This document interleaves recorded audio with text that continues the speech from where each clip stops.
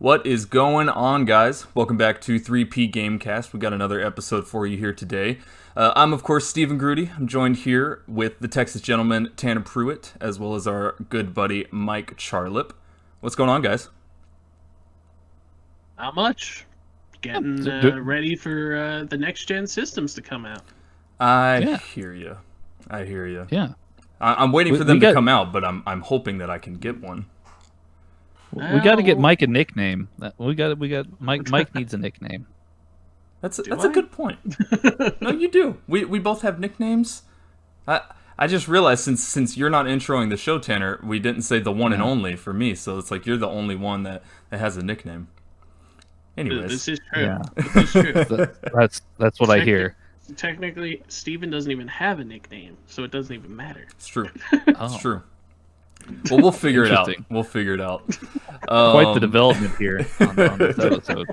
Yeah. Super quick elephant in the room. This episode is a week late. I was having some health issues, but it's all taken care of now. For the most part, I'm feeling a lot better, and definitely happy to be back. So that's the thing. Health comes first, and there's always going to be growing pains. This is new. Mm-hmm.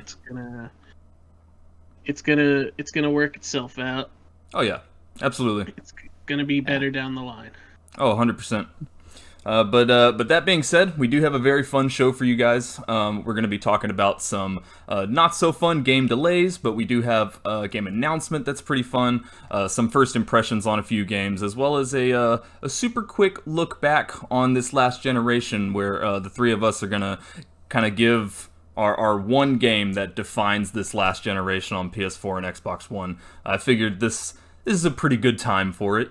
By the time this episode comes out, the Xbox Series X will be out, and it'll be, I guess, one day until the PS5 will come out. So, perfect timing. Yeah. Yep. So, first up is the really sad delay that everyone's talking about right now.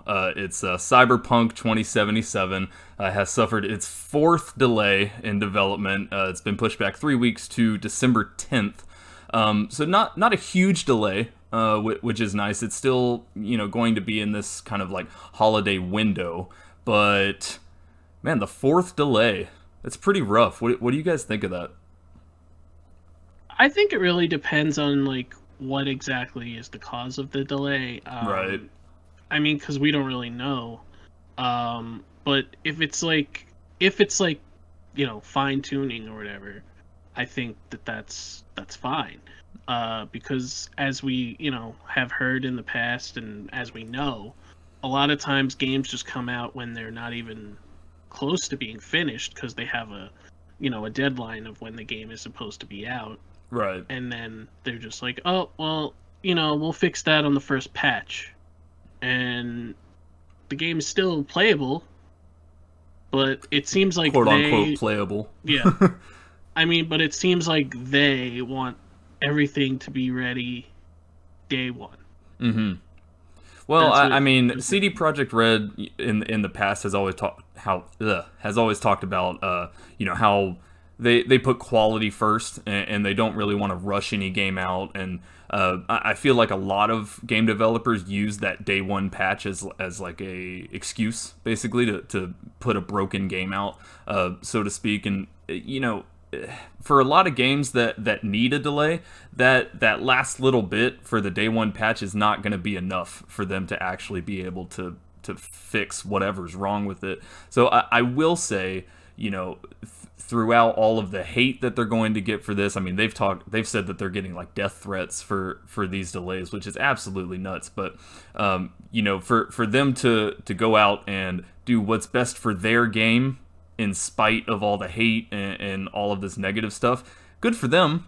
I will say that, good for them, People have gotten death threats for stupider things. Oh, yeah. But still, I mean, that's part of the problem with social media, unfortunately. 100%. It's those keyboard warriors.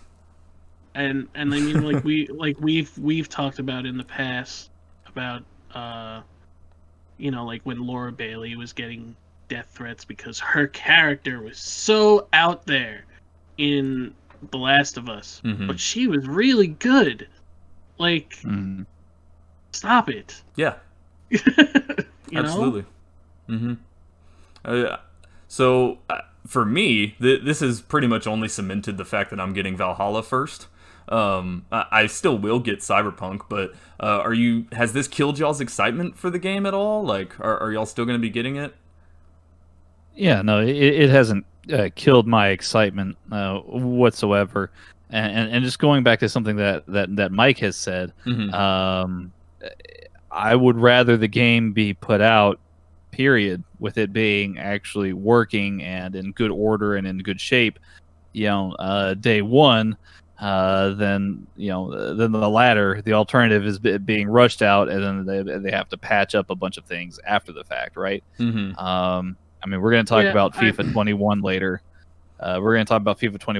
And EA has notoriously put out games far before they're actually ready. Absolutely. And even with this latest iteration of FIFA 21, there's currently a bug, or has been a bug in the career mode, which kind of makes it kind of unfortunate. But I mean, at the same time, like I said, if the game can be put out as best shape as it possibly can be on day one, then that's fantastic.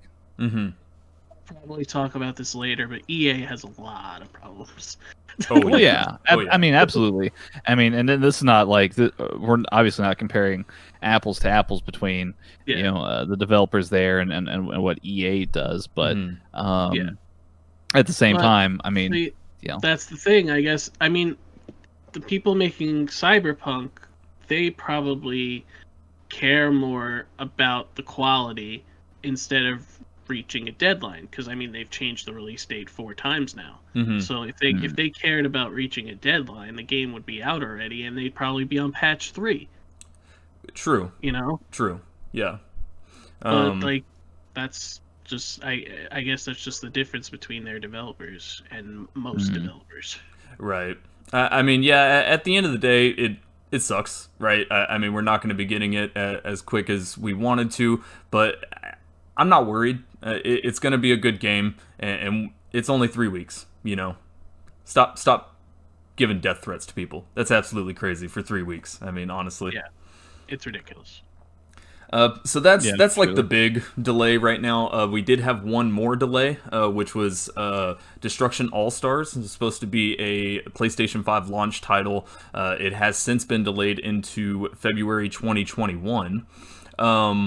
But they did say something extra about it, which I find actually really cool. Whenever the game does come out, it's actually going to be free for the first 2 months, so it's going to be a PlayStation Plus free game for the month of February as well as the month of March, which is interesting. Haven't seen a lot of gameplay for this, but just based on like the small things that we've seen, they did recently put out a small gameplay trailer of it, but it's like one of those like half-ass cinematic gameplay trailers. But it looks good. It looks good. It's a long delay though. From what I looked at, and I guess they're getting the same treatment as Fall Guys did as far as the release goes, because Fall Guys, when that game first came out, was free for the first 2 months, and that's why people were playing it so much. But from what I've seen, from like you said, the cinematic gameplay trailer that we got, it looks like a cross between Overwatch and Twisted Metal. That's what it looks like to me, because they're putting a lot of emphasis on character, but it's like a derby, what's the word? A demolition derby game, right? That's what it looks like to me. We haven't seen a lot of gameplay, but that's the impression that I get. For sure. I'm really hoping that that this time will kind of give them enough time to hype the game up, honestly, because from what we've seen, the game looks pretty far along. I mean, I guess with a cinematic gameplay trailer, you can make it look as far along as you want it to be, but it does look really good in the small little snippets that we've seen. It looks very polished. It just might not run very well. It might not be optimized necessarily. But I hope that this time gives them enough time to not only fix what's supposedly wrong with the game that led to this delay in general, but to put out some gameplay and maybe give some review copies out to reviewers like IGN, Polygon, and stuff, and just kind of show people what the game is. Because like we've seen the small snippets, but like, how do you win? What's the point of the game? Like it looks good, it looks fun, but I don't really know what I'm gonna be doing in it. You know what I mean? Yeah, just to add to that, I think it might be like, as far as gameplay goes, on the same realm as Overwatch, where it is like mostly online based. Right. That's what it looks like to me, and there's just like a bunch of stuff that you would do in there. But I mean, I think they announced that there's like only 16 playable characters or something. Oh, okay. Which is definitely not on the same realm as Overwatch. Overwatch has like over 40. It's like 30, 40 something. Yeah. But I mean, I'm sure there's going to be a campaign mode also. I mean, I don't know. It's hard to say because we haven't seen a lot of it. Right. Yeah, I mean, you hit the nail on the head. I think we'll just have to wait and see for it. You guys gonna get it when it comes out? I mean, it's free. Might as well, right? I mean, yeah, it's free, so I might as well, right? I mean, I like the Twisted Metal. Mm-hmm.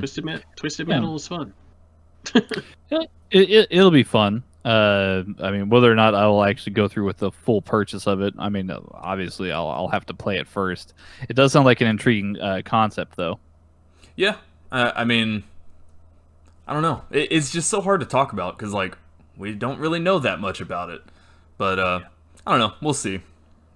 So we got the Cyberpunk delay, Destruction All-Stars delay. One exciting piece of news though is Mass Effect Legendary Edition. So this got announced actually today, I believe. This is November 7th. It's a Saturday. Pretty sure it got announced today. I just saw the article about it. So this is Mass Effect 1, 2, and 3, and all the DLC for those remastered and bundled into one game. It says it's going to be in 4K, HDR, all these different types of things. Have y'all played Mass Effect? Are y'all fans of the series? I mean, I never played the games like fully, but I've seen like people play it, or I played it with friends. Oh, okay. It's one of those games that isn't for me, but I get the excitement and how people enjoy playing it. Mm-hmm. For sure. Same here. I've never really played it, nor can I really consider myself a huge fan. But I will say that I'm certainly aware that it has a massive following. Yeah. A Mass Effect, if you will. Indeed. Yeah. So yeah, this will be very exciting for the fans of that series in particular. Mm-hmm. Yeah, I would consider myself kind of a jaded fan of the series. I played the first and second one and really, really enjoyed them. I liked the action RPG kind of stuff to it, but I liked the first and second game because there was way more emphasis on the RPG aspects of the game and the abilities that you had and like your relationships with other characters and things like that. And then in the third Mass Effect, they kind of went to a more like action-based, like almost Gears of War style gameplay where you're like jumping from cover to cover and things like that. And they took less emphasis off of like the actual like abilities you have and the gadgets and things like that. And way less of the RPG elements. It was kind of just like, okay, here's your weapons, pick one, and go on the mission. Whereas the other one had a lot more setup, and there was more chance for like synergy between abilities and stuff. So I'd consider myself a jaded fan just because Mass Effect 3 kind of, I don't want to say killed it for me, but it definitely wasn't as good as 1 and 2. But that being said, that does make me super excited for this because I've wanted to go back and play Mass Effect 1 and 2. But those games are very old now. They're very old, and I know some people, love playing retro games or older games. Not that Mass Effect's a retro game at all, but I personally have a hard time going back and playing like older games unless they're just like from my childhood or something. But I think there's definitely an audience for that because a lot of people like like when they re-released like Shadow of Colossus, mm-hmm, people were like super excited for like remasters of that, mm-hmm, and all those games that like have huge followings that were mostly like early PS3, early Xbox 360 games mm-hmm, that that people enjoyed playing. Even like PS2 games that are getting remasters for PS4 and Xbox One mm-hmm. in the past couple of years. But if they're gonna like remaster games like that on the next gen systems, I'm sure that it'll have its audience for that for sure. Right. Hmm. No, I mean it makes me excited just because it's such a big jump in quality of the game and the difference between the power of the Xbox 360 and the Xbox Series X or the PS3 and the PS5. Like these are going to be almost like brand new games. You know what I mean? The capabilities that they'll be able to have will be very very big, and I think the difference is going to be a lot more striking than a lot of people are really thinking. Because I don't know if y'all remember, but Mass Effect 1 and 2, in my experience, they did not run very well. It was a great game, but they didn't run very well. So with the power of the PS5 and the Series X, we're gonna get 4K. They haven't said whether it's 30 frames or 60 frames a second, but even if it's 4K 30 frames a second, that's leaps and bounds of a difference between what the PS3 and 360 were capable of. So that's really what I'm very excited about is being able to relive those games, but in a much more stable and like pretty environment, if that makes sense. I mean, it definitely if especially if the game was having a lot of issues originally, if it's going to look nicer and play better, then that's definitely a reason to play it. Mm-hmm. Yeah, I'm all for it. They haven't given a specific release date, but they did say it'll come out in spring 2021. So May, April, May, Yeah, somewhere around there, probably. Yeah, that seems about right. Yeah, seems like a good time for that to come out. Honestly, it's kind of away from the launch title games, and might give it a little bit more room to breathe. Yeah. But on to our next piece of news. This one's a weird one. This one's a super weird one. The Atari VCS. Have you guys heard of this? Have. And I actually did some research for this one, and Oh, good. was very intrigued about this because I never owned an Atari. I played some of their games like later in life because how like some of those games are legendary and how could you not know of them? But like the fact that this company like literally like went out of business and then out of nowhere is just coming back from the ashes and making a new system that plays this generation's games is intriguing. And as far as like, I mean, they already said like, oh, it's gonna come with every old Atari game ever, and there's gonna be a subscription service where you can get Commodore 64 games and other old systems that were around the same time as the Atari. The original one, which I think was the 2600. Right. It's intriguing to me because, I mean, part of me is concerned that nobody's gonna buy it. Yeah. Yeah. Because they already have these new systems coming out. People were already intrigued enough. I mean, some of them were intrigued enough to get a Google Stadia. Yeah. I don't know if those same people will be as intrigued to get a new Atari when, I mean, unless you're really into playing those old games, that seems like to be the only reason to get it. Well, yeah, I mean, I think that it's obviously like a huge throwback to like retro gaming, right? And I think there is a pretty big market for that, a surprisingly big market. I know a few weeks ago, my brother-in-law and his wife were in town, and the whole family went to a place called Pinballs, which is a local arcade pinball machine type place where they've got all sorts of old games, right? There's places like that all across the country. And one of the big features is, the ability to play those old arcade style games and those old Atari style games, right? Yep. I think that there is a lot of appeal there, but you do make certainly a great point in that they're competing with Sony and Microsoft, who are now pretty entrenched in the game, and Atari hasn't had a relevant system for decades. Right. So that's going to be their uphill battle. I think that there is a market for what they're trying to do, but I mean, it's a big ask of them to compete against Sony and Microsoft, especially with the amount of spending power that Sony and Microsoft have. Right. No, I think it's just going to come down to, really, do y'all remember the Windows Phone? So yes. The Windows Phone was a very, very good phone. I used to own one. It was a very good phone. The downfall of the Windows Phone was that no one made apps for it. There was no third-party support whatsoever for the Windows Phone. And so even if you have an awesome phone with great specs, with great capabilities, if no one's making anything for it, no one's going to buy it, and no one's going to want to keep it around, and they're going to replace it. That's what I'm worried about with this Atari. Well, yeah. I mean, that's ultimately what Apple had to do, right? Is that Apple was going to be on that same kind of frequency. They were going to... There was only going to be apps that were developed internally within Apple for the iPhones, and then when they changed that policy, the iPhone exploded. It exploded. So, So absolutely.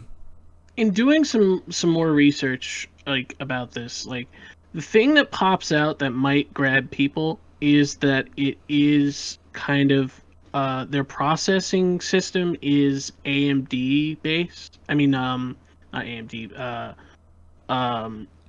Linux based. Right? Yeah. Yeah. Sorry, I had the word and it just wasn't coming out. Oh, you're Linux based, which might get some people because the Android is based on Linux, and people really enjoy that. PlayStation and Xbox are completely different. Hardwares completely. I don't remember offhand what they are based on, but it's not Android. I know that. But that might be the thing that pulls people in, if they do some research. But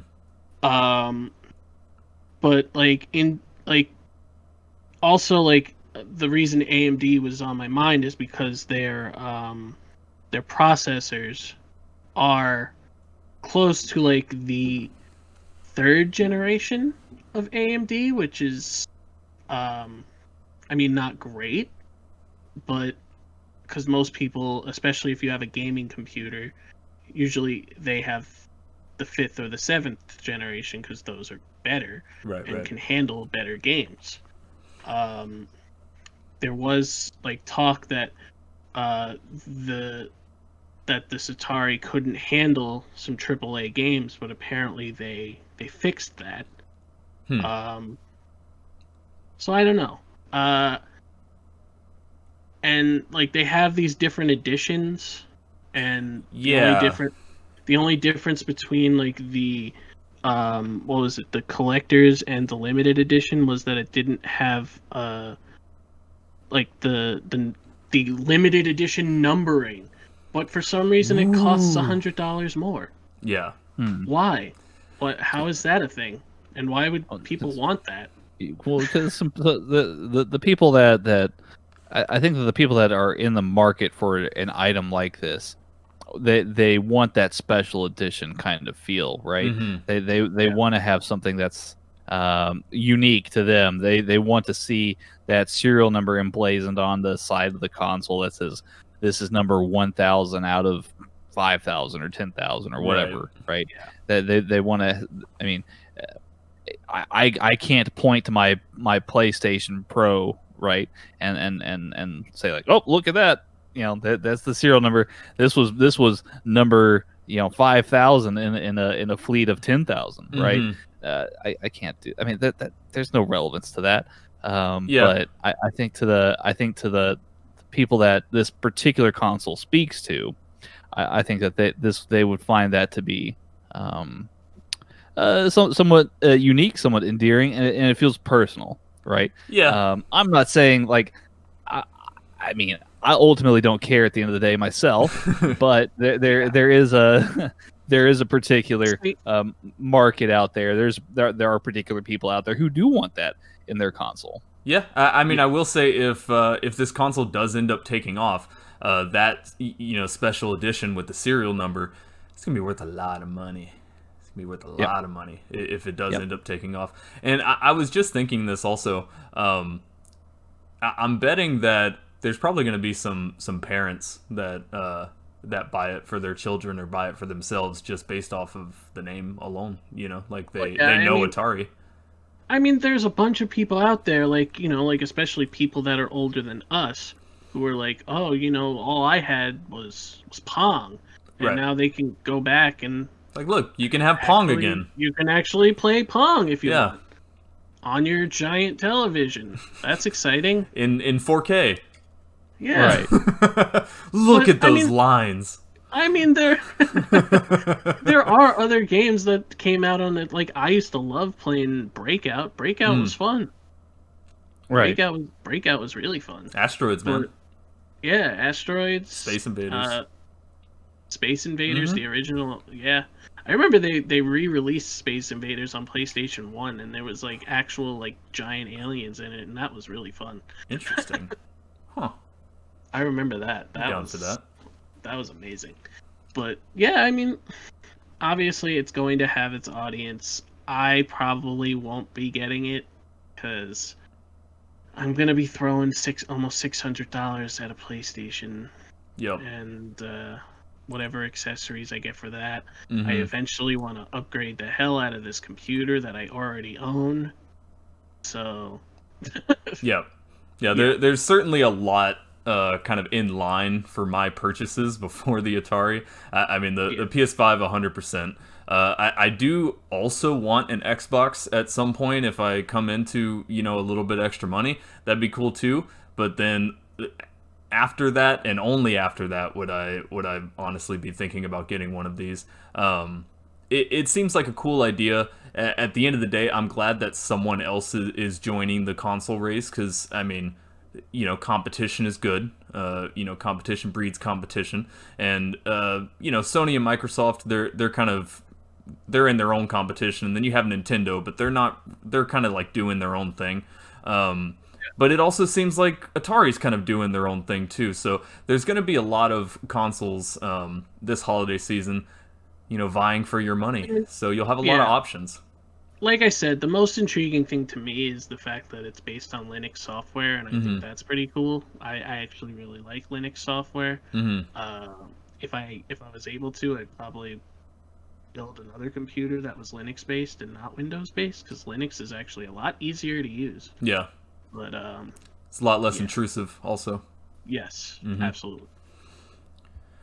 So yeah, that's the Atari VCS. Take a look at it. I do love the design of it. I think it looks beautiful. Well, it's a really nice looking console. It looks classic. That's why it looks cool.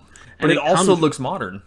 Yeah, it somehow looks old, but also looks new. It's really it's cool looking, and the fact that it also still comes with like the classic like single joystick controller thing. And, yeah, I mean, like I said, it's gonna have its audience, and I don't think it's gonna be pushing 1 million sold, but it'll be up there, right?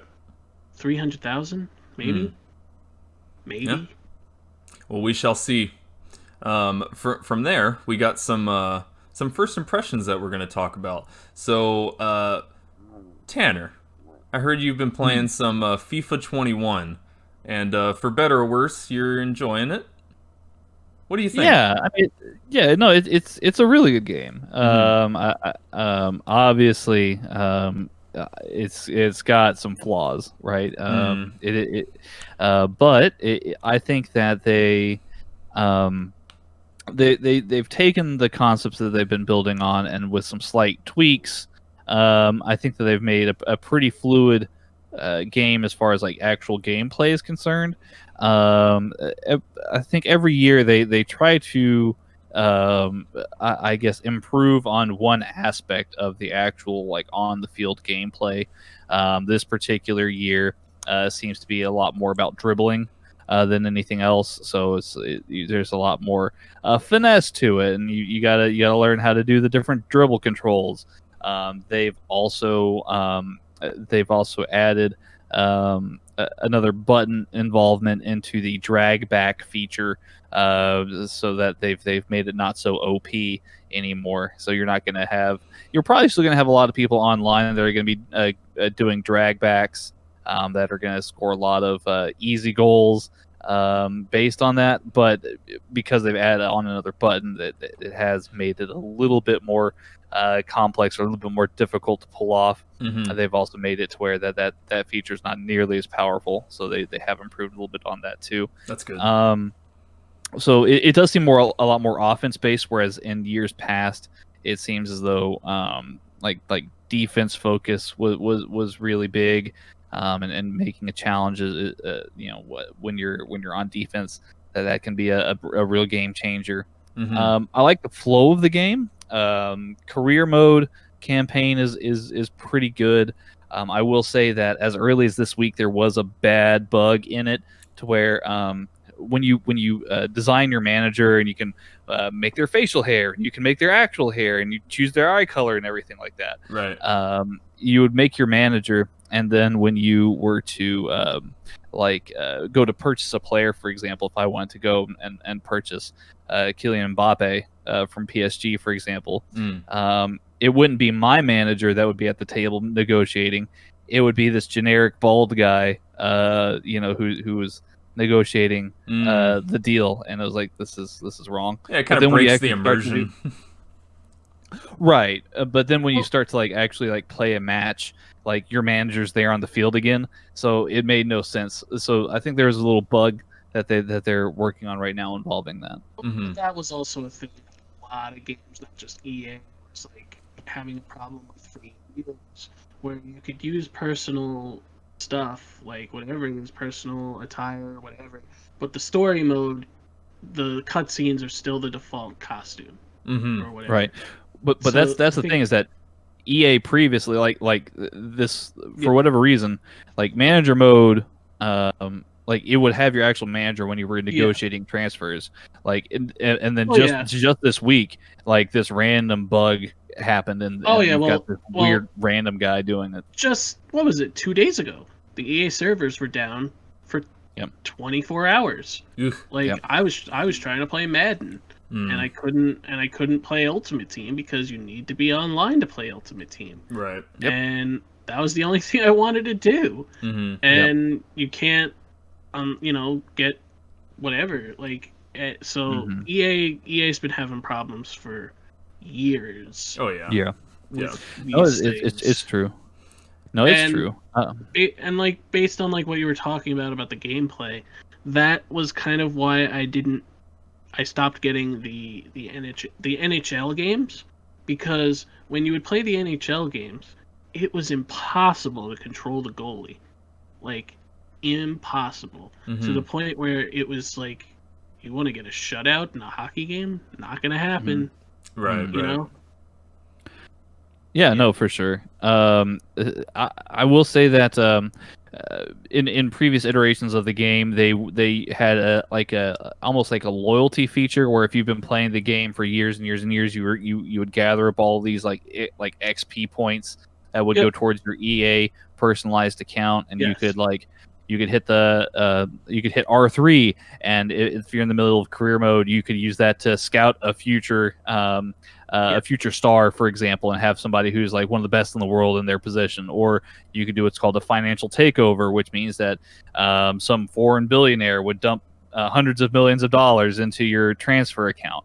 So that way you could go out and buy star players that way. Mm-hmm. EA's changed that a little bit this time around, in that if you go and access a manager mode, you can actually pick in iterations how much extra money that you want to put in for a financial takeover. So just the other day, I did a rebuild for Newcastle United, and I put it in for $500 million because their team sucks. Goodness. Sorry, Newcastle United fan. You know it's true though. So I did a $500 million takeover for them. The other thing too is about those the Future Star item that you used to be able to purchase with your EA points. They've basically scrapped that, and in favor, they have what you call homegrown talents now, to where you would typically in games past, you would hire a scout, you would have them set up a scouting network in a particular region or a particular country. You know, I could send a scout to England, I could send a scout to Italy, I could send a scout to Spain, whatever. And they would come and report back to me with players that they think would be fit for the team. And they would have different grades of, I guess, current like overall rating and potential, right? Mm-hmm. With this iteration, you can still do that, but instead of you clicking R3 and redeeming an item that would give you a star player, which would be somebody who has a rating of 90 overall or higher, it starts you out with homegrown talent, and you can sometimes get one homegrown talent that's a potential of 90 or better, or you might get 3. In one of my Liverpool saves, I have just that. I have 3 homegrown talents, all from Eastern Europe, strangely enough, that are all like 90 or higher potential. So it's kind of a roll of the dice. You really don't know who or what you're going to get out of your homegrown talent, but oftentimes you do get some really good ones, some really good players. Yeah. One of the things that I really enjoy about FIFA, I'm only playing FIFA 20 right now. I haven't got my hands on 21. But one of the modes that I really enjoy is the Volta League mode. That's what they call it, right? Volta League. Volta. Yeah, I really enjoy that. It's kind of like the old FIFA Street games, but it's like a mix of the kind of arcadey stuff from FIFA Street and then more of the simulation style stuff from FIFA. Have you messed with the Volta in FIFA 21 at all? Well, yeah. I've got to play a few exhibition style games. I haven't gotten really a chance to crack into the campaign mode aspect of it. But like you said, it's a fun mode to play in. The rule set is a little bit different. It is a lot more again to the focus of this particular iteration of FIFA. It is a lot more dribbling based. Right. It does have that kind of trick style kind of feel to it. It oftentimes it feels like a much more condensed version of FIFA, like the actual like football, like proper football, right? Right. But it's almost like a whole nother game within itself, which I think is pretty cool. For sure. The thing I like about Volta is that I could just hop in for like 5 minutes, and it's just a quick 5-minute game. Have some fun in there, hop back out. One quick thing that I want to touch on before we switch over to this next Watch Dogs Legion first impression is one of the things that EA was talking about with FIFA 21 that they were trying to do was to kind of give an upgrade to the AI of the other players, specifically in the defense part of the pitch. Yeah. So I wanted to ask you, because I know you play in some of the higher difficulties. I play on like semi-pro or professional depending on the mode because I'm a scrub. But I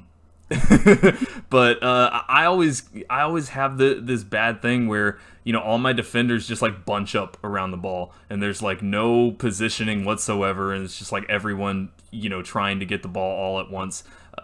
Like, are you seeing some of those similar problems, or has the AI gotten a lot better like they said that it would? I do feel like the AI is slightly more intelligent. That's good. I'm particularly somebody who I like to command my own defense in a way where I try and set up the positioning of my defensive players in the best way that I possibly can, and then just let them kind of roll with it. Now there are to assist in this AI version of the defense, you can manage your team's defensive settings in the tactics tab. If you're in career mode or if you're playing in an exhibition game, you can do things like put pressure on heavy touch, which means that if you're playing against somebody and they pass the ball off, but they hold the pass button for too long, that's a heavy pass. If the receiving player doesn't contain that pass well, then you're going to send a couple of AI defenders after that to disrupt that portion of play for you to regain the ball. Gotcha. So there are other. I mean, there are other things there too, like if you're familiar with football in real life. There's things like gegenpressing, which is a tactic where it does tend to use rushing on particular cues to kind of regain possession or really high, intense, aggressive forms of retrieving the ball back.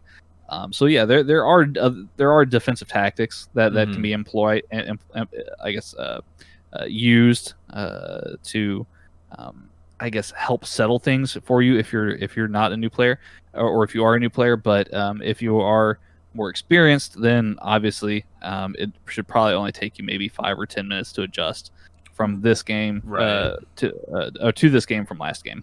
Because you kind of are starting out with a base already. Yeah. Right on. Well, I'm pretty excited for FIFA 21. I'm going to get my hands on it as soon as I can. I do have that discount with EA Play, but I also just might wait until it goes on EA Play, to be honest. I don't know, but we'll see. It does look really good. But one game that I've been playing, and that I know Mike has been playing as well, is Watch Dogs Legion. That came out on October 29th, I believe. I picked it up a few days after that. And Mike, I believe you picked it up on release day, right? Yeah, I downloaded it on release day because I actually forgot what day it was coming out. And then I saw that people were like already playing it, and I was like, oh, okay, I'll just go download that. And see, I forgot until you were like, hey, I got Watch Dogs. So I was like, oh, snap, I need to get it now. Yeah, it was like that Thursday, and I was like, oh, okay, people are playing that, so I gotta go get it now. Yeah. But yeah, for the most part, I haven't even delved that much into the story mode yet, because I've just been recruiting people. Yeah. That's been like the most fun, and I've been doing a lot of the side missions that I pretty much like. You have to like take back certain areas of London and do all these side missions and find corruption in these areas and stuff. But I've really enjoyed like the variety of the playable characters. And like I mean I have specific people that I use more because of the skills that they have. Right. And I like that there's certain people that you get. I mean, I already did all of these, but there's certain people that you get from finishing certain side missions and like taking over that part of the map again. And like there's one that's like a beekeeper.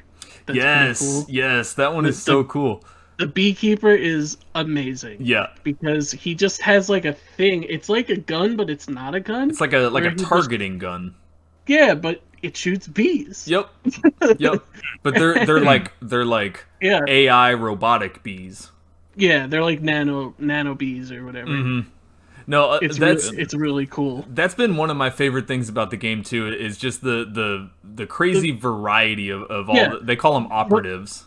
Yeah, the variety of the operatives has been the thing that I've been playing with the most.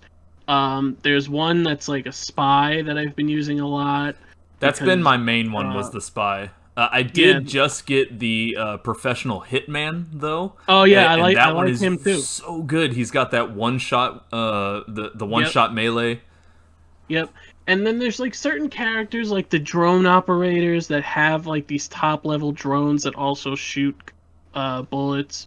There's like certain people that you don't get suspected if you go to certain areas. Like if you have a construction worker, people don't suspect you to be part of the group, which is called DedSec. You can also like recruit people from the the rival group, which is called Albion. Basically, like from what I can gather from what I've played from the story mode so far, Albion framed DedSec, and DedSec is trying to rise up again by continuing to add more operatives and everything. And yeah, it's just been really fun, just like walking around and doing all these different side missions and like but yeah, the variety of the operatives has been my favorite thing so far. Yeah. And but yeah, like you said, I've been using the Hitman a lot. I've been using the Spy a lot. I just got the Beekeeper, and I've been using him a little bit more. The drone operators are pretty cool, especially the upgraded ones that have like that do more things. Because each operative has like a different level. Like some operatives that you find, like one that I found is like a bartender, and he doesn't really do anything except get discounts on alcohol or something. Sweet. Or something like that. I don't remember. Yeah. But then there's like the bare knuckle fighters, and there's like the side mission where you have to do all the bare knuckle fighting rings, and that one was pretty cool. I did all of those, and that was fun. One of the bare knuckle fighters has a crowbar for some reason. Sweet. And you can add him. Yeah, he's got like a golden crowbar, right?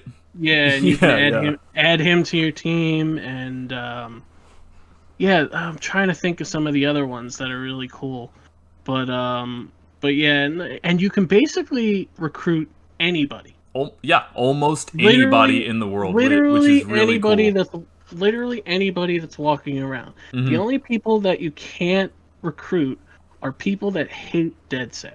Right. You can recruit people that dislike DedSec, but not people that hate DedSec. Right. Which is kind of annoying.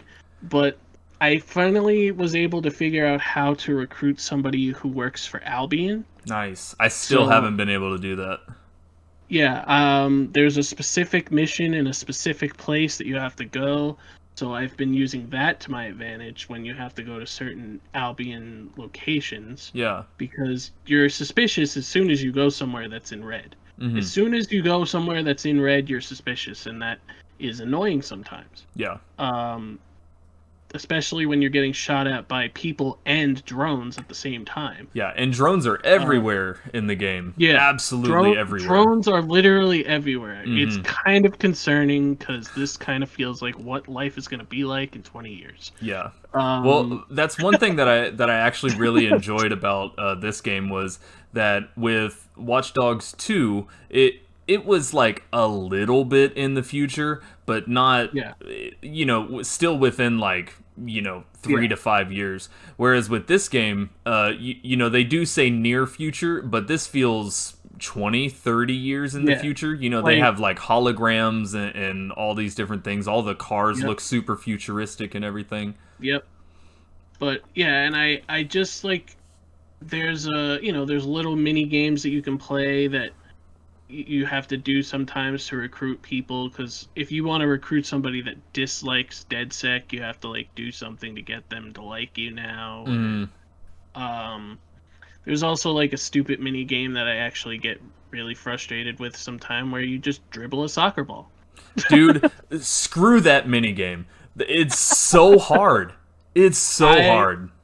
I've gotten up to 5 out of 20 intermediate. Oh, wow. That's what I got up to. Man, I've done like 3 levels and I rage quit. Yeah. It's just crazy. Cause basically it's just a mini game where you dribble a soccer ball and you have to hit R1, R2, L1, L2, or X on PlayStation. And it just pops up at a certain time and you get certain amount of points from when you hit the button. And some of the challenges are, dribble it to get 70 points, get 80 points, get 90 points. But once you get to intermediate, it's like, dribble the ball for 30 seconds. Oh, God, no.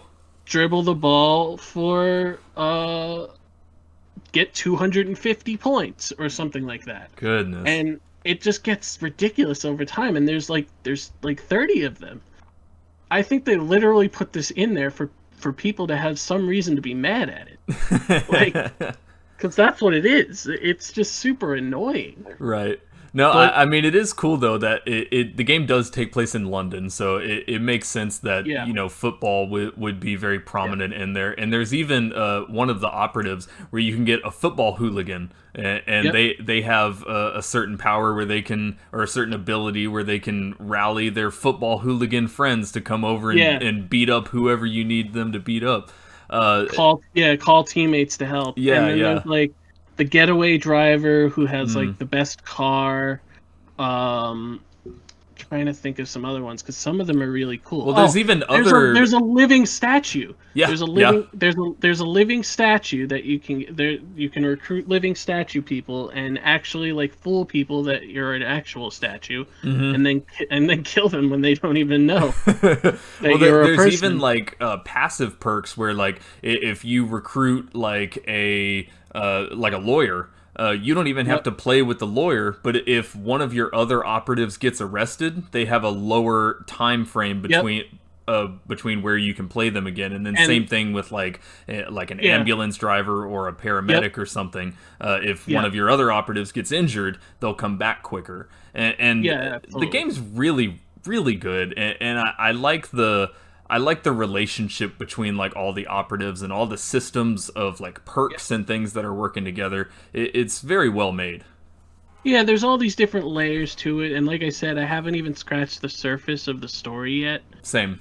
I think I've barely gotten a quarter into the story just because I've just been enjoying the side missions. Mm-hmm. And for whatever reason, whenever I'm doing something, I just get like, oh, okay, I'll do the soccer ball thing again, and then I end up doing that for 20 minutes.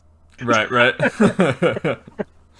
But yeah, and just like I said, the variety, the openness of the world, like the just the fact that you can literally recruit anybody, and you can and the story from what I've seen so far is very intriguing to me. Mm-hmm. And just the fact that they made a game that is this that like has all of this and you're not even playing as one character. Yeah. You know? Yeah. You're playing as anybody.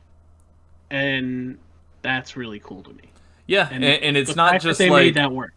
Yeah, and it's not just like, oh, I'm gonna play as this character and they never talk, they never show up in any cutscenes or anything. Like, no, whatever character you have and all the operatives that you have, they show up in cutscenes. You hear them talking, they interact with each other, and like I want to see like the script of this game and how big it is with how many different voices they have. They even tied everybody together to all the NPCs in the game. Mm-hmm. So you could be walking around and playing as one of the guys, and then you'll see, and it'll have a bubble over the person, and it'll be like, wife of this person, right? Sister of this person. Just the other day, I saw one that said therapist of this person. I was like, what? Oh wow, really? Like, that's crazy. Like the layers that they have in the story is really cool. It's very impressive. Absolutely. Yeah. The fact that they got all of this to work the way that they did, and I give Ubisoft a lot of credit for that, because we know that we don't do that a lot. Right. No, 100%. Like I said, I only have about maybe 10, 15 hours or so in it, but I'm excited to jump back more, jump in there more and get to see a little bit more of it. And like when I spoke about how like I thought Watch Dogs 2 was really short, I think that was because I tackled the story like immediately. Mm-hmm. So that's why I'm happy that I'm not really doing that. But the problem is that once you beat all take over all the parts of London that you can take over, all there is left to do is recruit people. Right. So recruitment and story. Yeah. Mm-hmm. So it really is like, oh, but I'm actually really happy with the people that I recruited. Mm-hmm. But and also like just like the overabundance of like the skills that everybody has Right. and the items that you can unlock over time with the points that you get throughout the game. There's a skill where you can literally go invisible. Yep. For 30 seconds, which is really cool. Yeah, it's a lot of fun.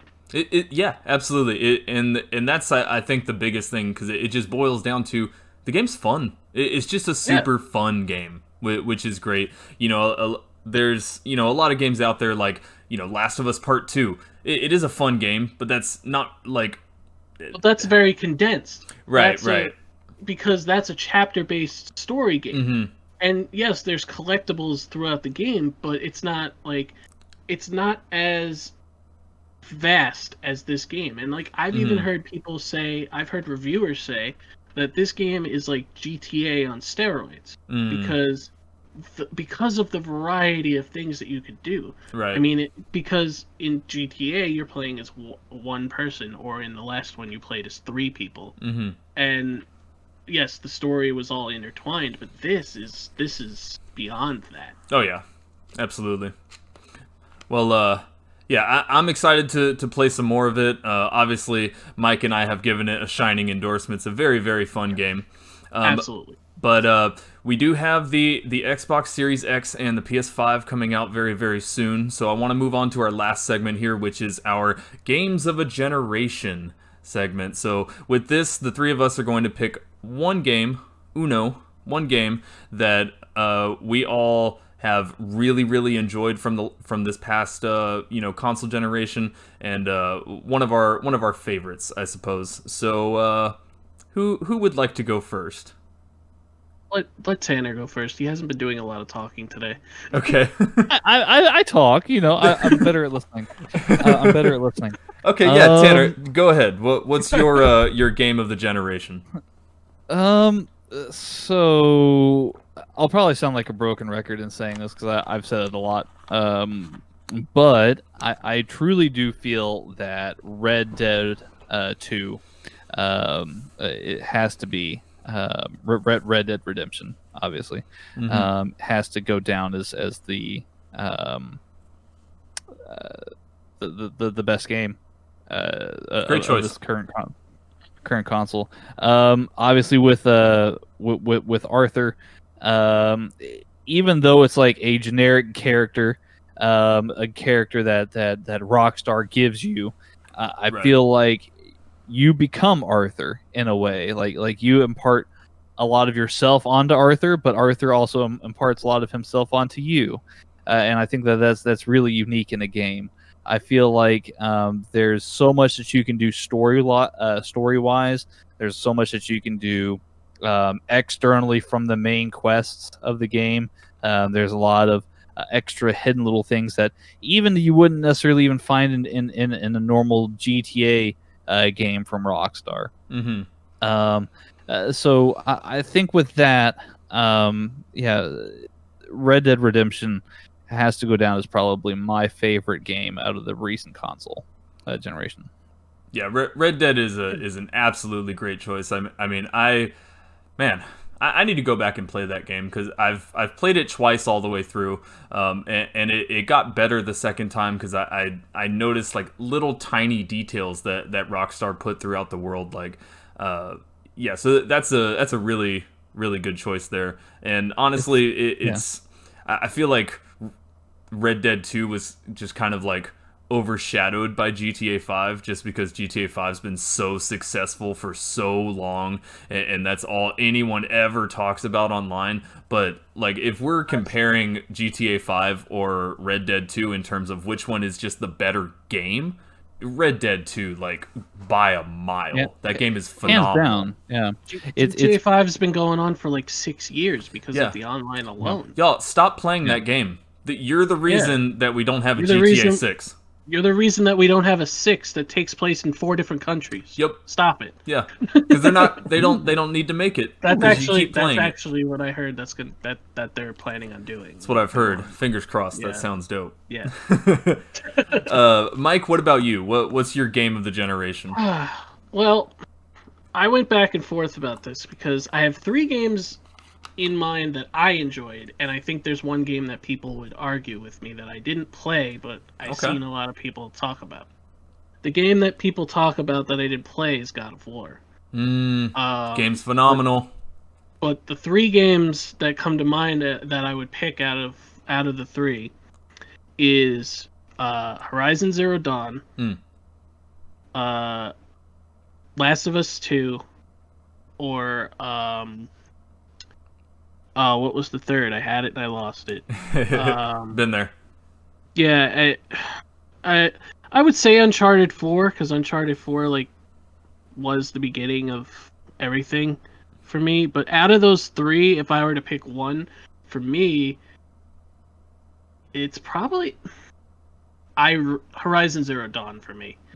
Horizon Zero Dawn was such a fun game and so different to somebody like, obviously I didn't play like everything like Gears of War or anything like that or stuff like that. So, like, people compare it to other things and people are like, oh, this is just Tomb Raider with robots. And but the story is so intriguing and the world is so intriguing. Like, I obviously don't know, like, we don't even know when this game takes place, but it's so cool. The setting is so cool, and the story of the character Aloy is so cool and so interesting, and you have all these different robots that are basically dinosaurs, and it's so like it mixes 2 worlds together. It's like trying to be a prehistoric game, but they're robots, and it's just so like, and then like you find out, like, as the story goes on, you find out all this information, and like spoilers, it like blows you away. Well, I'm not saying what it is. No, I know. I'm not saying what it is, but it just blows you away. Like, oh my god, I didn't see that coming. Yeah, I honestly believe that Horizon Zero Dawn is in the top 5 sci-fi stories of all time. Like, oh, absolutely, easily. Like, for me, it was just so interesting and so, like, it just pulled me in. And like, you could say, like I said, you could say that about all of the games that I named, but this is so on another level for me, like, as far as like the story and like what you can do with everything, that like, it's just such a fun game, and I think everybody who has a PlayStation who didn't play it should play it, because it is a hell of a game. Yeah, Horizon is a perfect example of a 10 out of 10 RPG, like 100%. The story's phenomenal, gameplay is phenomenal, characters are phenomenal. Like Mike said, if you haven't played it, definitely play Horizon. So that's a real good choice. Both of you guys had some really good choices. I mean, Red Dead 2 and Horizon. If you never play any video games ever, and those are the only 2 that you play, you're doing pretty good. You've got good taste. You've got good taste for sure. Yeah. Yeah. For my game of the generation, I think honestly, if you guys have followed us, through 3P Gamecast and through Rogan Ranger, I don't think this will come as any surprise to anyone. But my game of a generation is by far, by a mile, The Last of Us Part 2. That game is stupid good. I'm surprised. Yeah, right. It's just so good, and there's never been a game, there's never been a story in a game that really made me feel as much as The Last of Us Part 2 did. And I won't go into any spoilers, because the story of the game is really why you're playing the game. It's the gameplay is good. The gameplay is very crisp. It's very spooky at times. It gets your heart rate going. It's very intense. but the story is really what you're there for. And the fact that you play as Ellie as well as another chick named Abby, and Ellie is the good person, quote unquote, and Abby is the bad person, quote unquote. Oh, But my thing, I just wanted to add. Yeah, My thing, and without really giving anything away, there's really no villain in this game. Exactly. That's what I was getting at. Yep. That's what is so intriguing about this game, Mm-hmm. because both sides have their morals, but which side is, you have to really figure out, is anybody really wrong here? Right. Absolutely. And they give you kind of arguments for both sides, and really depending on how you think of it, no one is really the bad guy and no one's really the good guy. You think that Ellie's the the good person in the story only because you knew her from the first game. But if you never knew Ellie before, you might think that Abby is the good one and Ellie's the bad person. And so they really just they threw gaming tropes for stories just completely out of the water. This is a story that has never been done, a type of story that has never been done before, and the game is just phenomenal. And I can't really talk about too many of the story beats without giving too much away, but man, if you haven't played The Last of Us Part 2, you are doing yourself a disservice. That game is so good. And obviously shout out to Naughty Dog for what they were able to do there. See, they always blow me away. Mm-hmm. I mean, I played all of the Uncharted's, both of these. It's just, it's unreal what they put together. And people make arguments that oh, you're just playing a cinematic cinematic novel in a video game or whatever. I'm like, no, this is more than that. It's way more than that. Yeah. Yeah. Because people are like, oh, this is what movies are now. Uncharted is what movies are now. And I'm like, you obviously haven't played it. Right. Exactly. And there's certainly you could make the story of The Last of Us Part 2 into, a movie probably wouldn't work, but a TV show could work. But really, you play as Ellie and you play as Abby, and you feel for them in a way, and the game makes you feel for them in a way that a movie or a TV show would not be able to replicate, at all. Yeah. Well, I think that you could take all 4 Uncharted movies, scene for scene, games, scene for scene, and make a movie. Same thing with Last of Us. Mm-hmm. You could literally just turn this into a movie and not change a thing. Yeah. That's you really how wanted good, to. Obviously, we're gonna find out with Uncharted if that is possible. Right. Well, we're also getting The Last of Us TV show on HBO, so we'll see how that goes as well. Yeah, well, we'll give it a shot. I mean, but yeah, these games, and especially 2 just blows everything out of the water as far as the story and the layers that is built in that story, and really keeping you guessing, and it's phenomenal. And I just couldn't understand why there were so many people that didn't like the story and didn't like the fact that Abby was horrible. Later, when Laura Bailey, we spoke about this earlier based on other things, but Laura Bailey might have given the best performance of her life. Yeah. In that game. And she's played Frieza. Yeah. No, I mean, I think Laura Bailey, Troy Baker, and Ashley Johnson all gave, the 3 best performances that the 3 of them have given in their entire career. Well, I mean, Troy Baker can do anything. He absolutely can. It's true. Troy Baker can do anything and be anybody, including the Joker. It's true. Yep.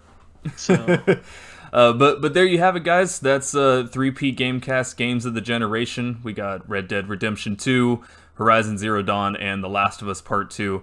Those are three of, undeniably, three of the best games that have come out on this last generation. So if you guys have not played them, highly, highly recommend it. Thankfully, Xbox Series X and PS5 will be backwards compatible, so you'll be able to play all three of those games as well as thousands and really, honestly, countless others. But there you have it. That is the episode. Oh, go ahead. I was just going to say, I'm pretty sure you can get a free upgrade for all of those. Maybe not Horizon Zero Dawn. But I believe you can for all of them. Yeah. Oh, all of them? Mm-hmm. There you go. Yeah. Hooray for consumerism. But yeah, so that's the episode, guys. Thank you for listening, honestly. Finally got to sit down and talk about some games. I know we were, like I said at the top of the show, we were a little bit late, but better late than never. I still had a lot of fun. Of course, you can find me on Twitter at GrudySteven. Tanner, where can the people find you? Well, you can find me a couple different places. So my personal Twitter account would be TexasGentleman_. You can also find me on Headlock Talk, where Steven and I get to talk about professional wrestling. Mike has been on the show before, so Mike can attest to how terrible that show is. Look forward to being on it again someday. Hey, well, there you go. Even though I've basically been a silent producer for like 2 years now. Yeah. Basically, yes. And then you've got Radio Techers. So if you like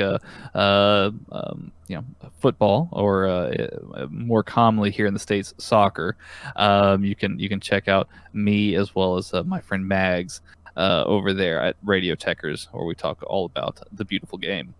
So that's on Twitter at Radio Techers, RADIOTEKKERS. Yes, indeedy. Yes, indeedy. And Mike, where can the good people find you? Well, you can follow me on Twitter at MikeJC821. You can go to my website, MikeJCOnWrestling.com, where I do a lot of writing and sometimes audio about wrestling, and usually is very, very angry towards WWE. Who isn't nowadays, honestly? Yeah.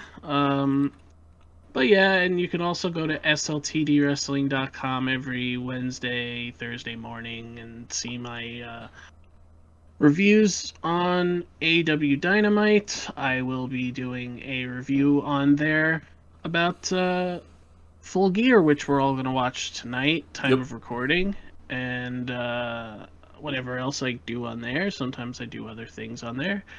But yeah, and follow this show at 3P Gamecast, as you probably already said, and I said it again. But go to the link tree for all the ways to support this show. Mm-hmm. Yeah, absolutely. Check us out on Twitter, like Mike said, at 3P Gamecast. We have our link tree in there where you can take a look at us on YouTube, as well as we're on Spotify, Google, Apple, pretty much anywhere that you listen or watch podcasts, we will be on there. So give us a follow on there. Give us a 5-star review if you guys enjoyed the show. Other than that, thank you guys from the bottom of my heart for watching. Really appreciate y'all, and hope you enjoyed the show. Anything else from you guys? Don't forget to like, share, and subscribe to this channel here on YouTube if you're watching. Mash that subscribe. Mash it. Mash that subscribe button. Yeah. Alrighty, guys. Appreciate y'all, and y'all have a good rest of your day.